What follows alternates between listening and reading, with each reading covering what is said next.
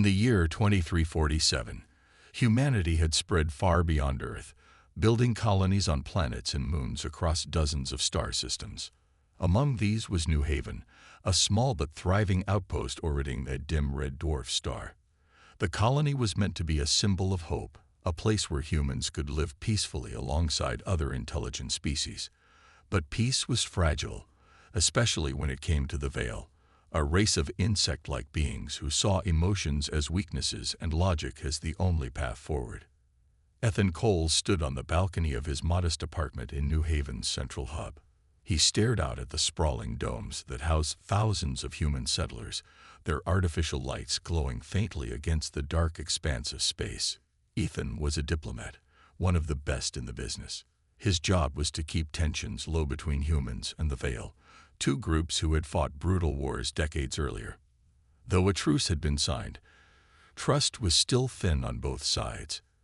Every day felt like walking a tightrope over an abyss. His sister, Lily, often teased him about how serious he took his work.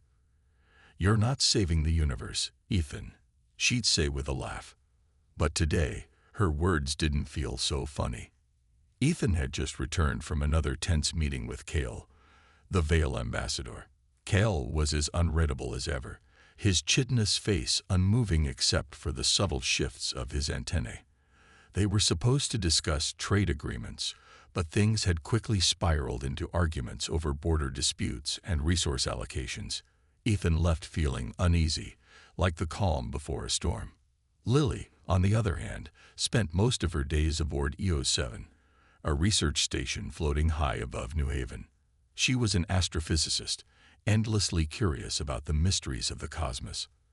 Unlike Ethan, she preferred numbers and data to negotiations. That morning, she had detected something strange, an unusual energy signal coming from deep space. It wasn't random noise. It pulsed rhythmically, almost like a heartbeat. At first, she thought it might be interference from nearby equipment, but further analysis showed otherwise. The signal was real, and it was heading straight toward them.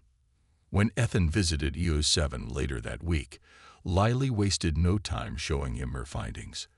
"Look at this," she said, pointing to a holographic display hovering above her desk. Streams of data flowed across the screen, highlighting patterns within the signal. "It's not natural. Whatever this is, it's artificial." Ethan frowned, rubbing the back of his neck. "Artificial? You mean like alien tech?" "Maybe," Lily replied, tapping a few commands into her console. "But here's the weird part. It's using frequencies that match old human communication protocols.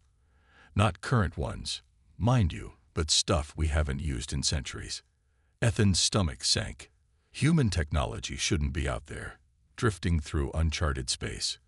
"Could it be some kind of message?" he asked cautiously. "That's what I'm trying to figure out," Lily said, leaning back in her chair. Her sharp eyes softened as she studied her brother. "Listen, I know you've got your hands full with the Veil, but this feels big.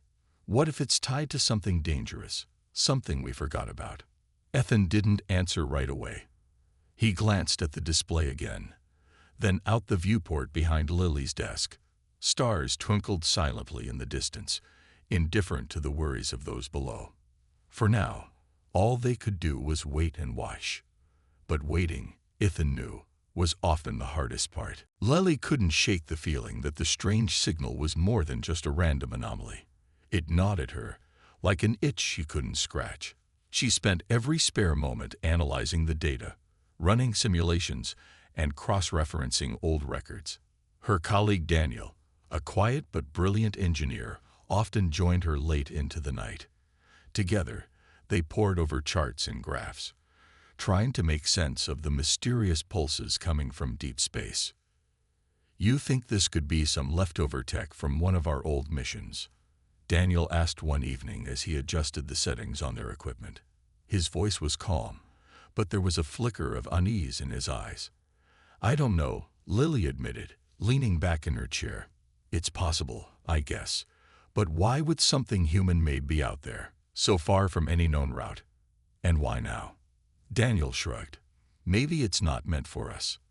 Maybe someone else found it and sent it back. That idea made Lily's skin crawl. The thought of another species stumbling upon human technology, especially if it was dangerous or classified, was unsettling. She shook her head. Let's focus on what we can control. We need to figure out what this thing is before jumping to conclusions. Meanwhile, down on New Haven, Ethan was dealing with problems of his own. Tensions between humans and the Veil were rising again, fueled by rumors spreading through the colony. Someone had leaked details about the upcoming summit with Kale, and now wild theories were circulating. Some settlers claimed the Veil were planning another attack. Others believed the aliens were hiding secrets about the recent energy readings detected by EO7. Ethan tried to reassure people during public appearances, but his words seemed to fall on deaf ears. Fear had taken root, and once it did, it was hard to pull out. Even his closest allies were starting to doubt him. One night, after a particularly grueling town hall meeting, he received a call from Senator Ryan Carter, a fiery politician known for stirring up trouble. "Ethan, you need to get ahead of this," Carter said bluntly. His face filled the screen, his expression stern. "People are scared. If you don't give them answers soon, they'll start looking elsewhere. And what exactly do you suggest I tell them?" Ethan shot back, frustration creeping into his tone. "That we found some weird signal in space and have no idea what it means. That'll go over well." Carter smirked. "You're smarter than that. Spin it however you need to, but keep the peace intact. Or else." The conversation left Ethan feeling even more trapped. He knew Carter was right about one thing. Fear was a powerful motivator. Left unchecked, it could spiral out of control.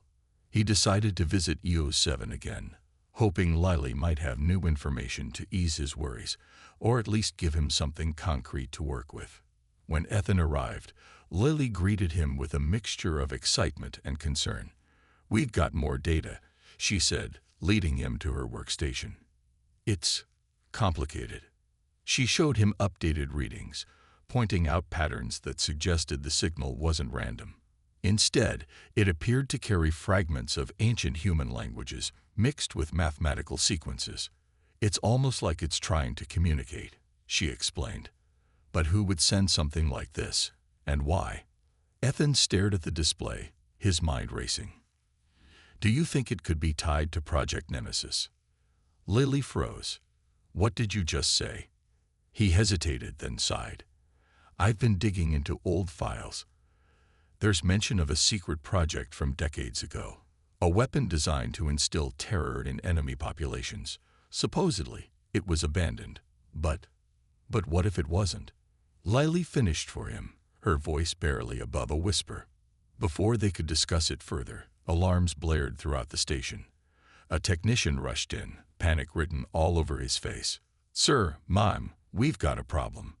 Someone hacked into the mainframe. They're broadcasting the signal across the colony." Ethan's blood ran cold.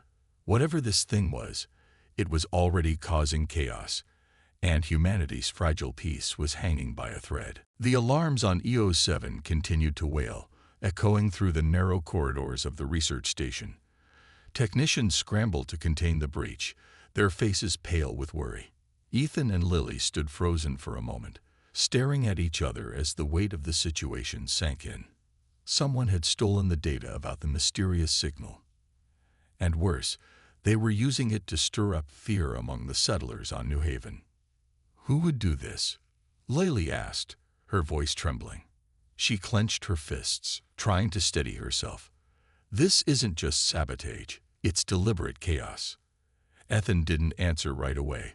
His mind raced, piecing together the events of the past few days. The rising tensions, the rumors, the leaked details about the summit. All of it pointed to someone wanting to exploit the colony's fears. And now, with the signal being broadcast across New Haven, things were bound to spiral out of control. "We need to shut it down," Ethan said finally, his tone firm despite the knot forming in his stomach. "If people hear that signal, they'll think it's proof the Veil are up to something. We can't let panic take over." Lily nodded quickly. I'll help Daniel lock down the system, but you should get back to the colony. You're the only one who can calm everyone down before this gets worse." Ethan hesitated but knew she was right. He gave her a tight smile before rushing toward the docking bay. As he boarded a shuttle bound for New Haven, he couldn't shake the feeling that time was running out. Back on the colony, chaos was already spreading. Screens in public areas flickered with distorted images of the signal's waveform, accompanied by ominous text. Asterisk, the VE while our Wudoaching. They send this to control. You asterisk crowds gathered, shouting angrily and pointing fingers at anyone who tried to intervene. Fear turned into anger, and anger into violence.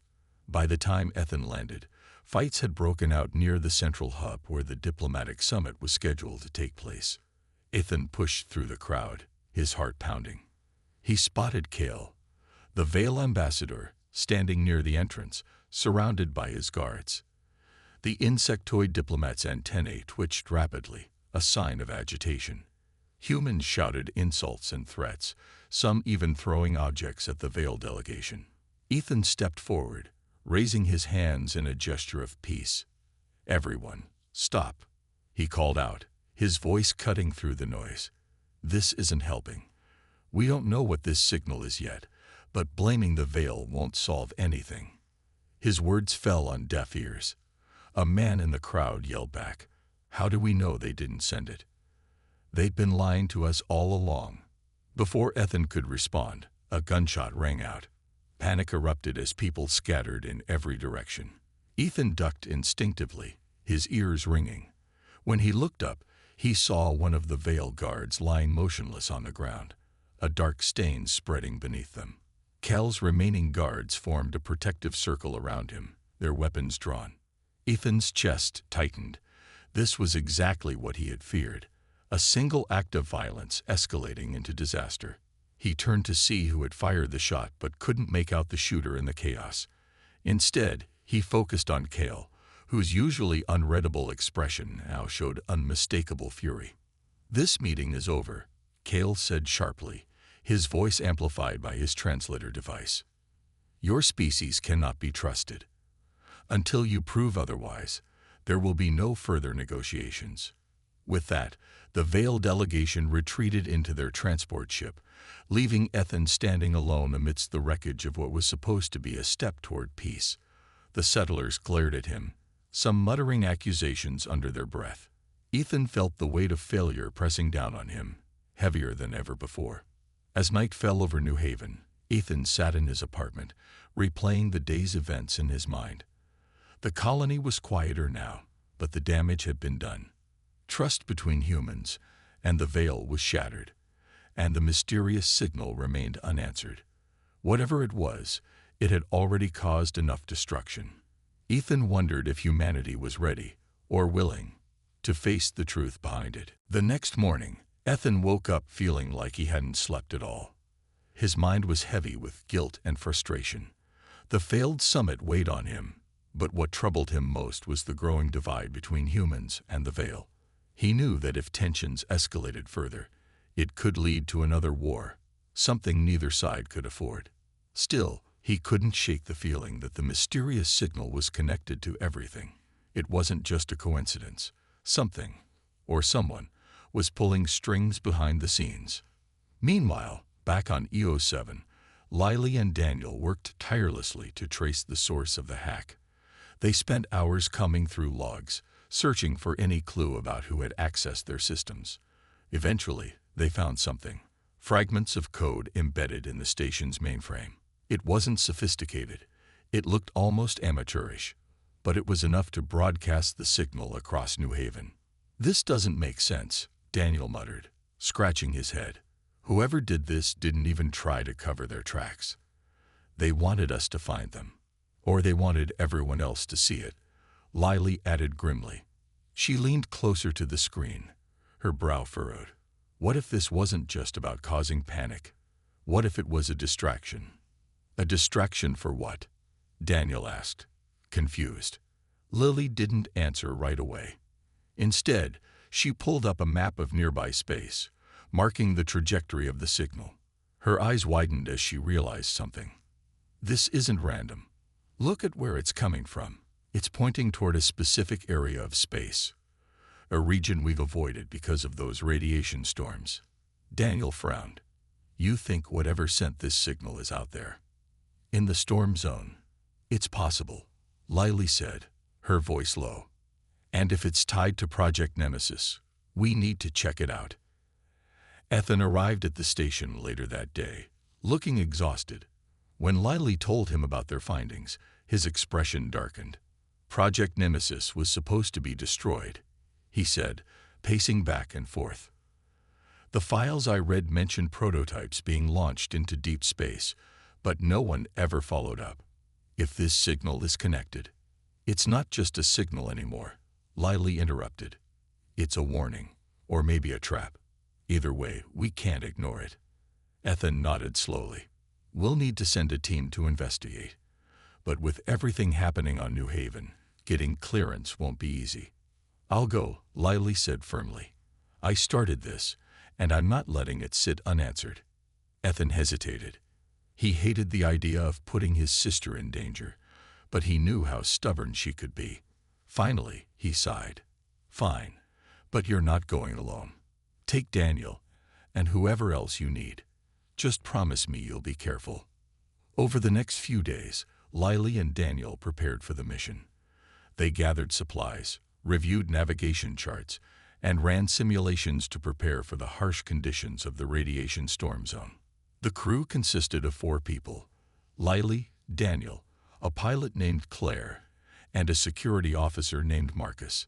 Each of them understood the risks but felt driven by curiosity and a shared sense of responsibility. On the day of departure, Ethan came to see them off.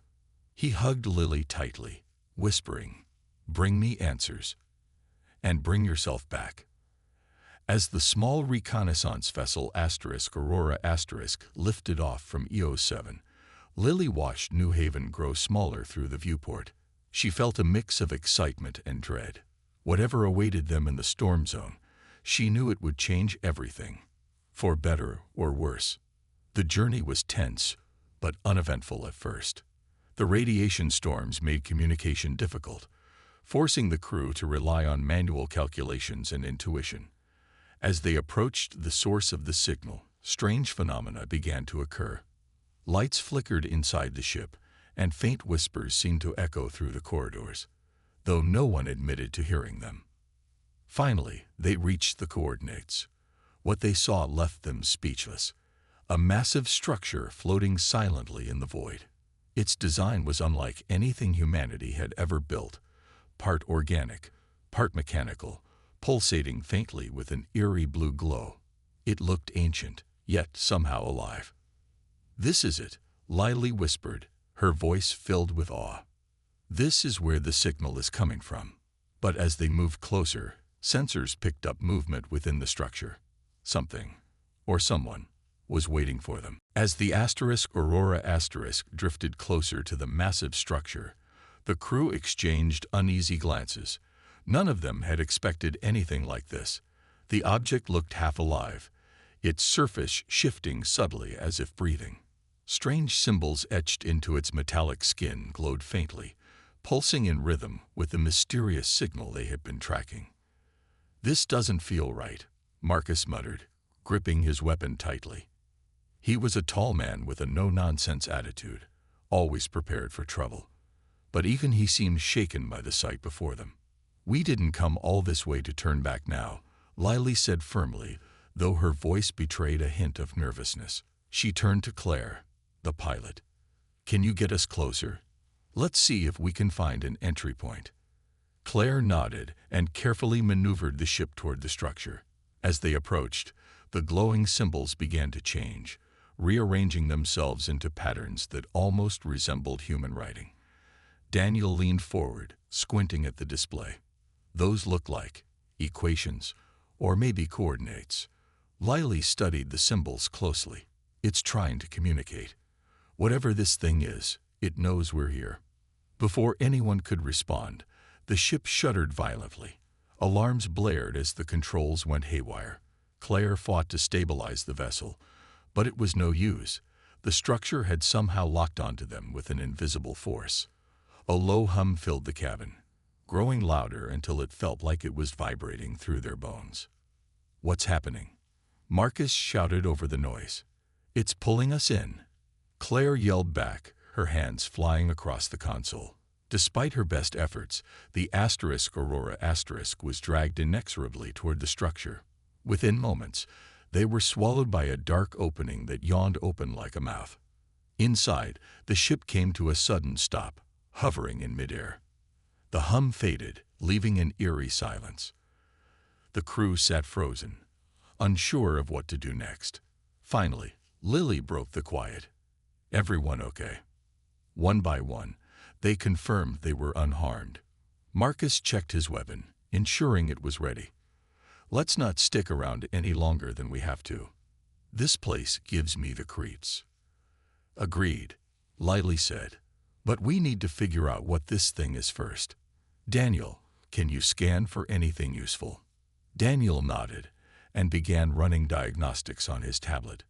Meanwhile, Lily and Marcus suited up to explore outside the ship. Claire stayed behind to monitor their progress from the cockpit. "Be careful," she warned as the airlock hissed open. Stepping out into the structure felt surreal. The walls around them seemed alive, pulsating faintly with the same blue light. Strange tendrils hung from the ceiling, swaying gently despite the lack of wind. The air smelled metallic, sharp and cold against their lungs. "This place is wrong," Marcus whispered, his eyes darting around. "Like it shouldn't exist." Lily ignored him, focusing instead on the task at hand. She moved cautiously, examining the walls and floor for clues. After a few minutes, she spotted something embedded in the surface, a panel covered in more of the glowing symbols. She reached up to touch it, but Marcus grabbed her arm. "Hold on," he said sharply. "We don't know what that'll do." Lily hesitated, then nodded. Instead of touching it directly, she pulled out a small scanner and aimed it at the panel.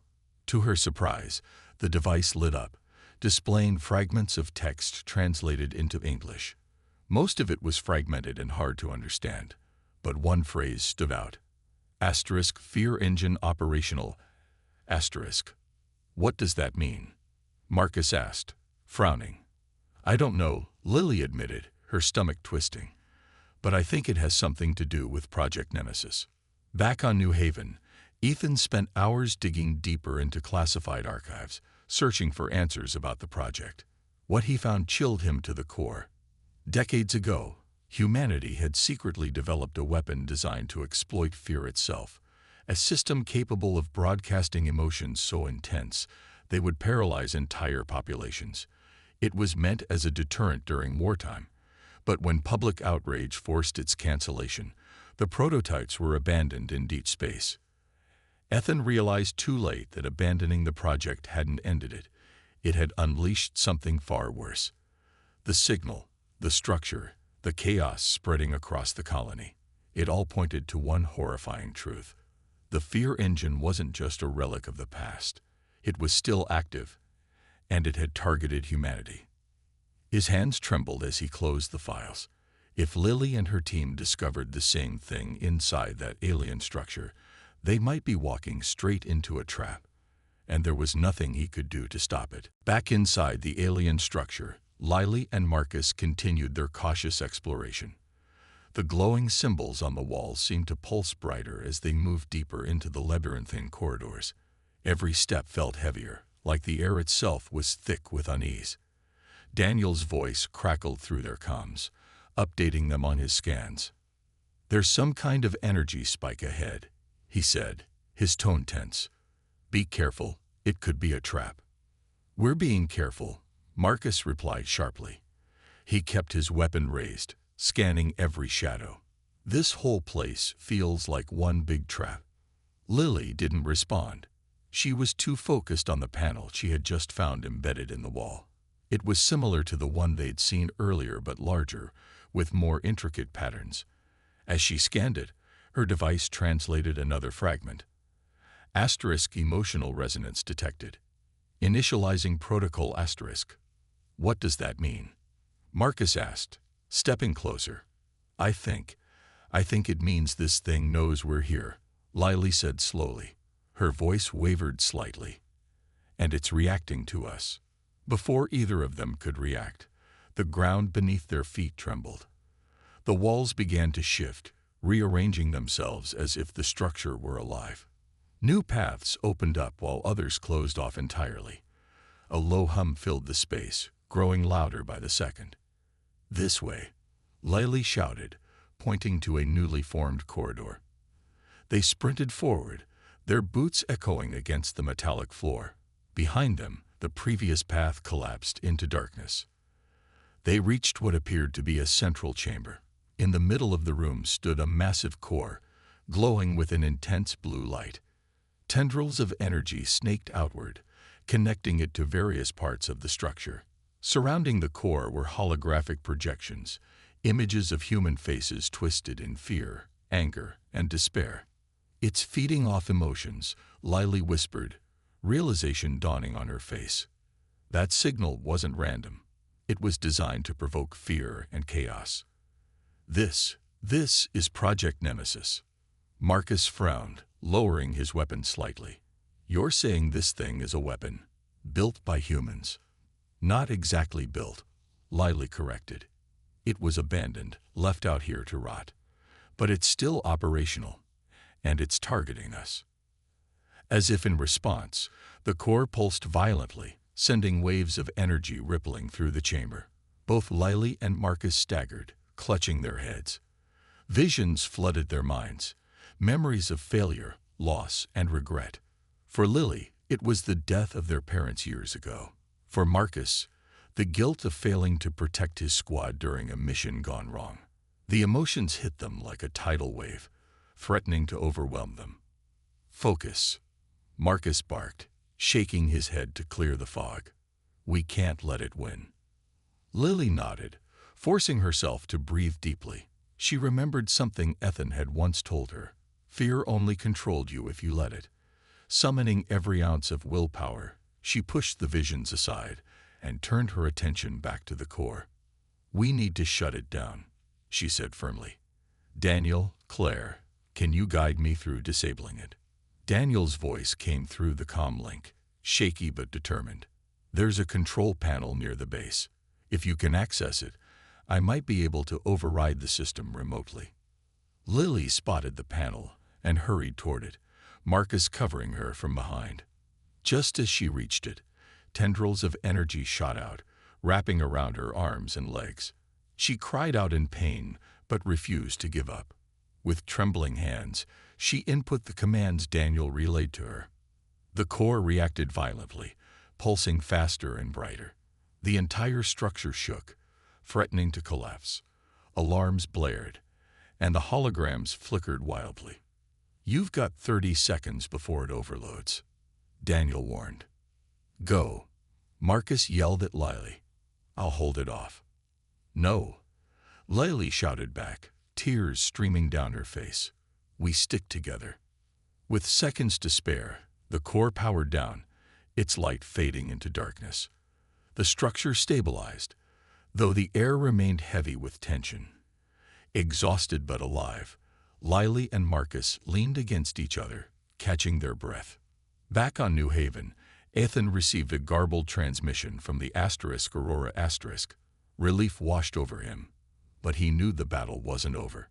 Humanity had unleashed this terror, and now it was their responsibility to ensure it never happened again. The Aurora * limped back toward New Haven, its systems battered but functional. Inside the ship, the crew sat in silence, each lost in their own thoughts. Lily stared out the viewport, her mind replaying the events in the alien structure. The core's pulsating glow, the suffocating visions of fear. It all felt like a nightmare she couldn't shake. Marcus sat nearby, cleaning his weapon with slow, deliberate movements, while Daniel reviewed data on his tablet, his face pale and drawn. Claire focused on piloting, her hands steady despite the exhaustion etched into her features. Ethan waited anxiously at the docking bay, pacing back and forth. When the ship finally landed, he rushed to greet them, relief flooding his face as he saw Lily step out. She looked worn but unharmed, and for a moment, they simply embraced without speaking. Words weren't necessary. Ethan could see the weight of what she had endured written in her eyes. "What happened out there?" he asked gently once they were seated in a private conference room. "Did you find answers?" Lily nodded, though her expression remained grim.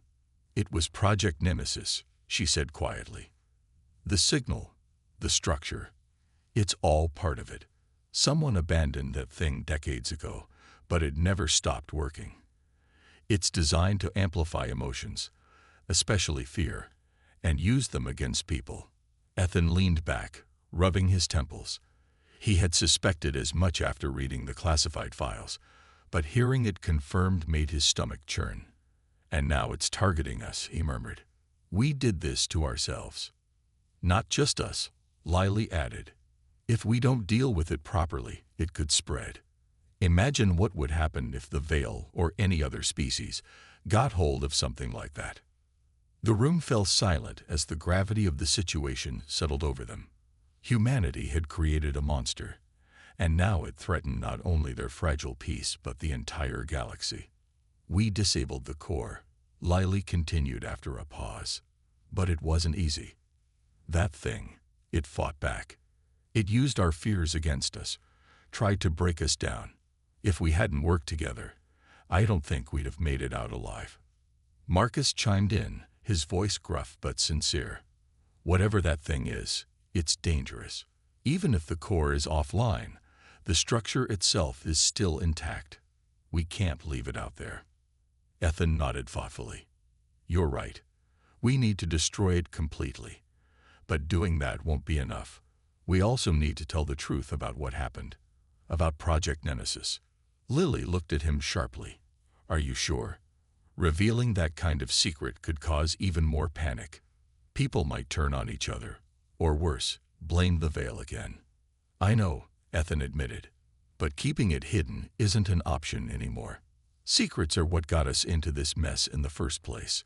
If we want to rebuild trust, with the Veil, with everyone, we have to come clean."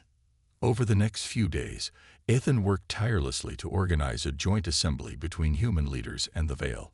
It wasn't easy. Tensions were still high, and many resisted the idea of cooperating with their former enemies. Senator Ryan Carter, in particular, argued fiercely against it, accusing Ethan of being naive. "You're playing with fire," Carter warned. "Once people hear about this, there's no telling how they'll react." But Ethan refused to back down. With Lily's help, he prepared a presentation detailing everything they had discovered about Project Nemesis and the alien structure. They included visual evidence from the Aurora Asterisk's recordings, hoping transparency would encourage understanding rather than fear. The day of the assembly arrived, and the atmosphere was tense. Humans and Veil gathered in a large auditorium, their distrust palpable. Ethan stood at the podium, taking a deep breath before beginning. As he spoke, explaining the origins of the signal and humanity's role in creating it, the room grew quieter. Some faces showed anger, others confusion, but most listened intently. When he finished, Kale, the Veil ambassador, stepped forward. His antennae twitched slightly, a sign of contemplation. "Your species has made grave mistakes," he said evenly. "But acknowledging them is a step toward progress. Let this serve as a reminder. Fear is a tool that harms all who wield it." As the crowd dispersed, Ethan allowed himself a small measure of hope. The road ahead would be difficult, but for the first time in a long while, it felt like they were moving in the right direction. In the days following the joint assembly, the mood on New Haven shifted. The truth about Project Nemesis had been hard to swallow, but it sparked something unexpected, a fragile sense of unity. Humans and Veil alike were forced to confront the dangers of unchecked fear and aggression. For the first time in years, open dialogue replaced suspicion, even if only tentatively. Ethan worked tirelessly to maintain this fragile progress. He organized smaller meetings between human settlers and Veil representatives, encouraging them to share their concerns and find common ground. It wasn't easy. Old wounds ran deep, and trust didn't come quickly. But slowly, people began to see each other not as enemies, but as partners trying to navigate a difficult galaxy. Meanwhile, Lily focused on dismantling the alien structure. With the core disabled, the immediate threat was neutralized, but she knew the artifact itself remained dangerous. Its very existence was a reminder of humanity's darkest impulses, and leaving it intact risked future exploitation. She proposed a plan to destroy it completely using controlled explosives, ensuring nothing could be salvaged or misused. Daniel supported her efforts wholeheartedly, though his quiet demeanor betrayed lingering unease. "Do you think we're doing the right thing?" he asked one evening as they reviewed schematics aboard the Aurora Asterisk. "What if there's more to learn from that structure? What if destroying it means losing answers we might need someday?" Lily paused, considering his words. "I get what you're saying," she replied softly. "But some things are too dangerous to keep around. We've already seen what happens when fear gets weaponized. I won't let that happen again." Daniel nodded reluctantly, accepting her reasoning.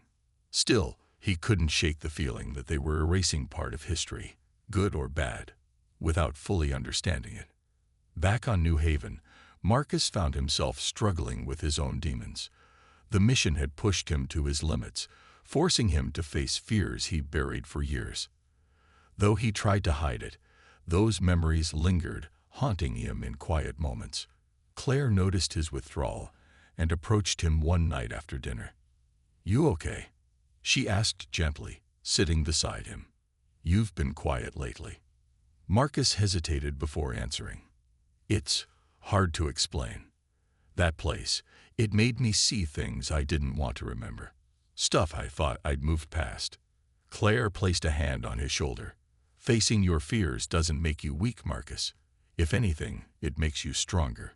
You got through it, didn't you?" Her words brought a faint smile to his face. "Yeah, I guess I did." As preparations for the destruction of the alien structure continued, tensions flared briefly when Senator Ryan Carter publicly criticized Ethan's transparency campaign. "This is reckless," Carter shouted during a heated debate. "Admitting our mistakes only weakens us in the eyes of others." Ethan stood firm, meeting Carter's accusations head-on. "Keeping secrets is what nearly destroyed us," he countered. "If we want peace, we have to start by being honest, with ourselves and with others." To everyone's surprise, Cal intervened, addressing the crowd with calm authority.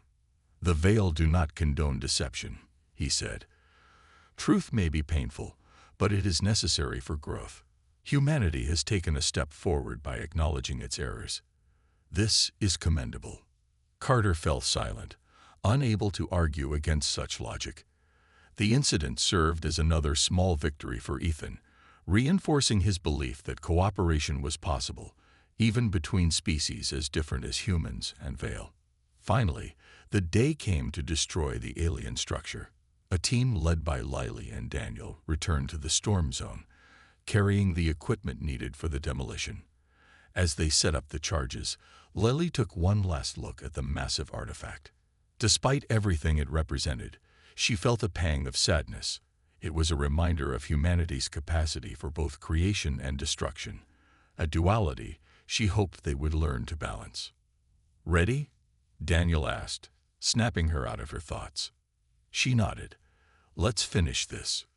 With a series of controlled explosions, the structure collapsed into itself, disappearing into the void. Watching from the safety of the Aurora Asterisk, the crew felt a mix of relief and solemnity. They had ended one chapter, but the lessons it taught would stay with them forever. The destruction of the alien structure marked a turning point, but it wasn't the end of the challenges facing humanity or the galaxy. As the Aurora Asterisk returned to New Haven, its crew carried with them a sense of closure mixed with lingering unease. They had neutralized the immediate threat, but the ripple effects of Project Nemesis were far from over. The fear it had unleashed still lingered in the hearts and minds of many. Ethan felt the weight of this burden more than ever. Though he had succeeded in exposing the truth about Project Nemesis, he knew that rebuilding trust would take time and effort from everyone. He spent his days meeting with settlers, listening to their concerns, and addressing rumors that continued to spread despite his best efforts. Some accused him of hiding other secrets. Others questioned whether destroying the artifact had been the right decision. But Ethan pressed on, determined to keep moving forward. One evening, as he walked through the colony's central hub, he noticed a group of children drawing pictures on the ground using chalk. Their artwork depicted scenes of humans and Vale working together, sharing meals, repairing buildings, even playing games. It was a small moment, but it filled Ethan with hope. If the next generation could imagine peace, then maybe there was a chance for lasting change. Meanwhile, Lily threw herself into her work aboard EO7, analyzing the data they had collected from the alien structure. She wanted to ensure no trace of its technology remained hidden, no fragment left behind that could be misused. Daniel joined her, though his focus shifted toward understanding how such a weapon could have been created in the first place. "We need to learn from this," he said one night as they reviewed schematics. "If we don't figure out why humanity made something like Project Nemesis, we'll just repeat the same mistakes." Lily nodded, her expression thoughtful. "You're right. Fear might have driven us to build it, but ignorance kept us blind to the consequences. Maybe if we share what we've learned, others will think twice before going down that path again." Back on New Haven, Marcus found himself drawn to helping the community heal. He began volunteering at a local shelter, assisting families displaced by recent unrest. It wasn't glamorous work, but it gave him purpose, a way to channel his own fears into something positive. Claire often joined him, bringing supplies or simply lending a hand wherever needed. Together, they became symbols of resilience, showing others that even broken pieces could be put back together. Kale, too, played a role in fostering cooperation.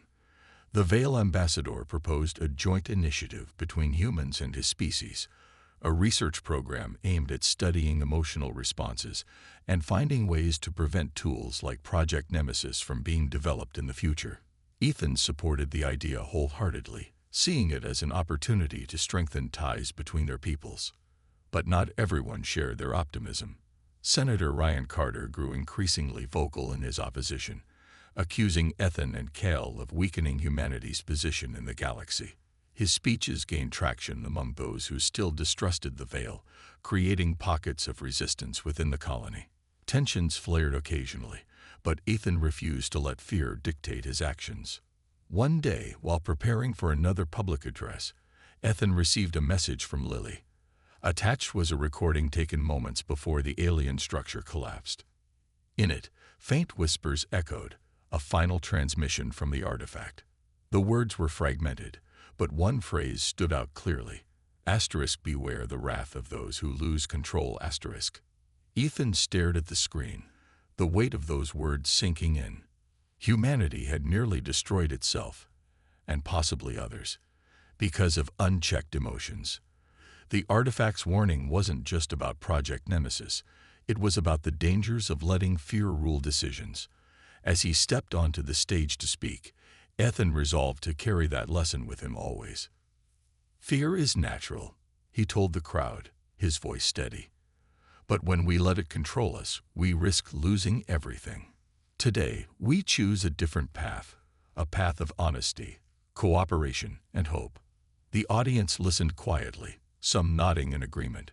It wasn't perfect, but it was a start. And sometimes, Ethan thought, that was enough. Months passed, and life on New Haven began to settle into a new rhythm. The scars of recent events were still visible: broken buildings, strained relationships. But there was also a sense of renewal. Humans and Vale worked side by side, repairing damage caused by riots and rebuilding trust shattered by fear.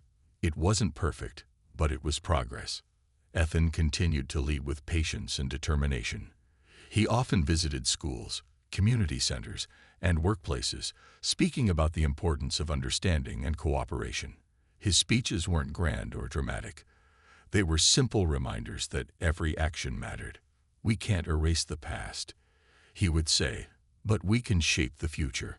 Lily returned to her research with renewed purpose. She collaborated closely with Vale scientists in the joint initiative proposed by Kale. Together, they studied emotional responses, seeking ways to prevent tools like Project Nemesis from being developed again. Daniel remained her steadfast partner, his quiet brilliance complementing her fiery drive. Their work became a symbol of what could be achieved when two species set aside differences and focused on shared goals. Marcus found peace in helping others. He became a mentor to younger settlers, teaching them survival skills and sharing stories of resilience. Claire stayed by his side, organizing supply drives and coordinating efforts to support struggling families. Though neither of them sought recognition, their kindness inspired those around them. Kale, too, played a vital role. His calm demeanor and logical approach helped bridge gaps between humans and Vale. When tensions flared, he reminded everyone of their shared responsibility to avoid repeating past mistakes. Under his guidance, the joint research program flourished, producing insights that benefited both species.